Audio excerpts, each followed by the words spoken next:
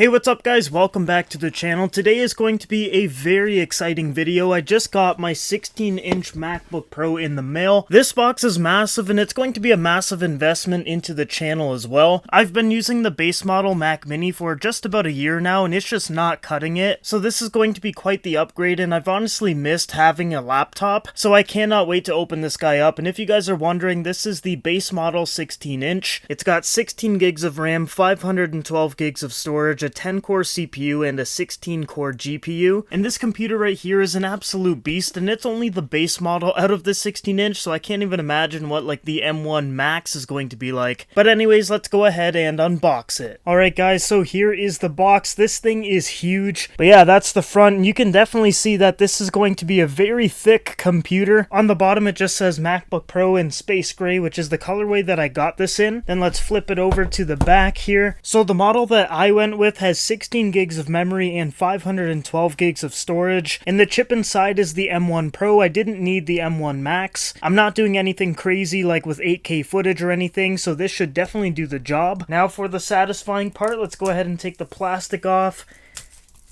I just love unboxing Apple stuff. It is literally one of my favorite pastimes. Alright, there we go. Oh yeah. Spin it around so we're actually opening it in the right way. Alright, here we go.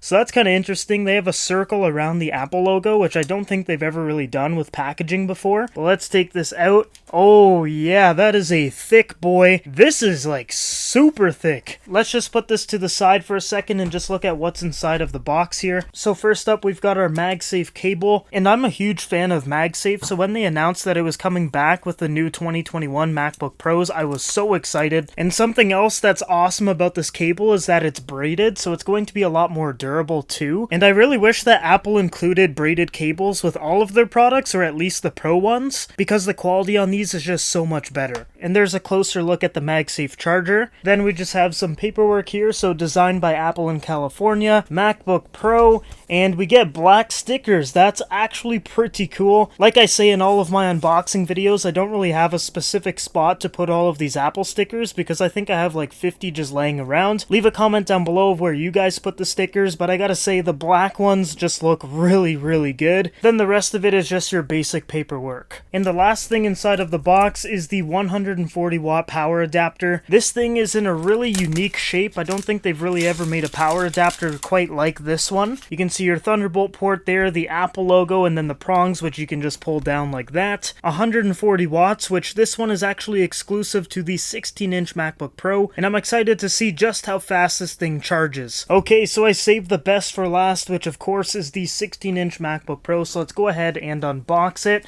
So a little pull tab right here. Ooh, they got MacBook Pro engraved on the bottom, which is pretty nice. They did remove the MacBook Pro branding under the screen, so it looks like it just moved to the bottom of the computer now, which I'm totally fine with. But anyways, let's keep going here. Oh my god, that is so thick.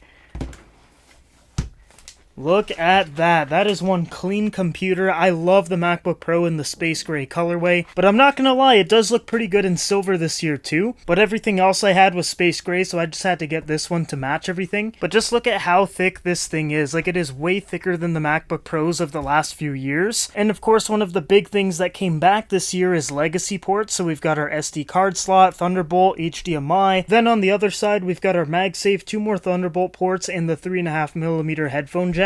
And I gotta say, I am very happy that Apple decided to bring these guys back. Now let's open it up. As soon as I opened up the lid, it started to boot up, and it took maybe about 5 seconds to bring me to the hello screen. So let's go ahead and take off this little piece of paper covering the screen.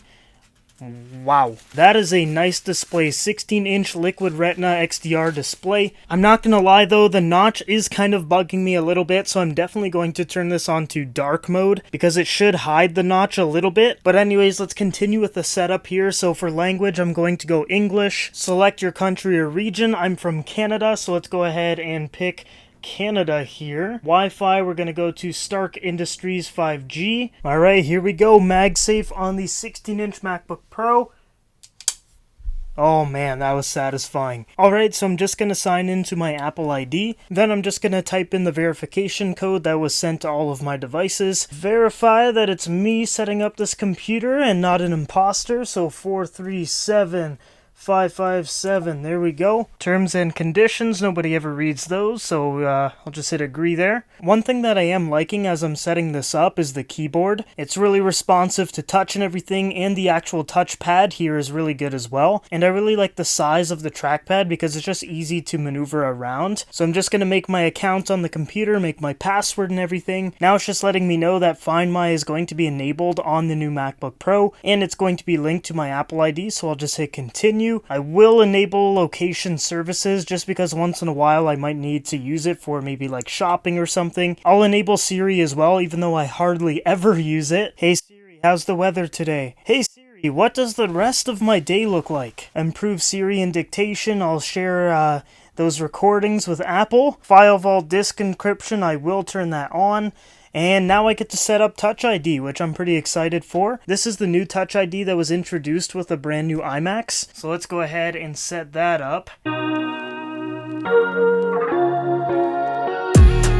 And boom, Touch ID is ready to go. Apple Pay, I will set that up, but not right now. Alright, so here's the moment of truth. I'm going to turn dark mode on, and I'm really hoping that I hardly notice that notch anymore. So let's go ahead and click dark mode. Okay, I guess I'm gonna have to wait until I actually finish the whole setup so that the bar is showing. If there's even a bar, like I'm pretty sure there is. Okay, that's actually not too bad. I thought the bar was going to be black, but it kind of just blends in with the Monterey background. And it actually isn't that bad. Like, yeah, I wish it wasn't there, but I thought it was going to stand out a lot more. Alright, so I did figure out how to make the bar at the very top a darker color. So what you have to do is just open up System Preferences and then go into Accessibility and then hit Reduce Transparency. So in my opinion, I think that looks a little bit better. I like having the bar actually visible, but if you do want the top of the display where that bar is to kind of blend in with whatever wallpaper you have, then just uncheck Reduce Transparency and it will kind of blend in a little bit, but in my opinion, the notch is still kind of visible when it's like this, and I just prefer to have reduced transparency on so that I can see that bar, and I think it makes the notch kind of blend in a little bit and makes it a little bit less noticeable. But leave a comment down below of what you guys prefer. Do you want the black bar or do you want it to kind of blend in with the wallpaper? I'm gonna go with the black bar. And that's pretty much it for the setup. Now on to my first impressions of the 16-inch MacBook Pro. So guys, there's a few things that stood out to me after using the 16-inch MacBook Pro for about a couple of hours. And keep in mind, this is just first impressions. This isn't going to be like my full-on review of it or anything, so I won't be talking about things like performance because obviously I haven't really used it yet. But anyways, the first thing that I want to talk about is the display, because this thing is fantastic. The size of the display alone is awesome, especially for someone that does a lot of video and photo editing like myself. The larger screen real estate compared to the 14-inch MacBook Pro is a really good thing to have on a laptop, especially if you're someone who's into the creative space. Another thing that I liked is the Pro Motion display that the 16-inch has. It goes up to 120 Hz and it just makes the whole experience just really buttery smooth. Now for the resolution, because the resolution on this computer is insane. Everything is just crystal clear and super sharp. The screen resolution is 3456 by 2234 and it goes up to 1600 nits peak brightness. So needless to say, I've been loving the display. And for more casual uses too, like maybe just watching a movie off of Netflix or something, the bigger screen with that resolution just makes the whole experience really good. Now the next thing I want to talk about is the ports, because obviously a lot of them came back this year and I'm very happy with that. I'm actually buying an Elgato game capture for my gaming channel Epic Game Clips, and I want to be able to put the footage right onto the MacBook Pro, and not having to buy a bunch of dongles and everything is obviously a big plus. And I'm also buying a DSLR camera pretty soon too, so using that SD card slot is going to be something that I'm going to be doing a lot more often. And I just don't like dongles. It's just something that's needless in my opinion, and it just makes everything look a little bit more messy. So having the ports brought back to the laptop itself is going to really clean everything up and just make it more simple. Next up is the camera, because it finally got upgraded to 1080p. Now personally, I'm not someone that really uses the camera on my laptops because I don't really do any Zoom calls or any kind of like conferences or anything. But if you're someone that does use the camera a lot on your laptop, this is definitely going to be a really great thing for you, because that bumper jump in quality is definitely noticeable, but like I said, it's not going to be like a night and day difference. It's just slightly better, but 720p just had to go. It was just way too long. The fact that Apple waited until 2021 to make that camera 1080p just blows my mind. But anyways, let's move on to audio, because this is an area that I was really surprised with, because I've never heard a 16-inch MacBook Pro play anything, and the 6 high-fidelity speakers that are built into the 16-inch are just incredible. And I know I sound like a fanboy right now, but honestly, the speakers are amazing. Like, let's go ahead and listen to it right now.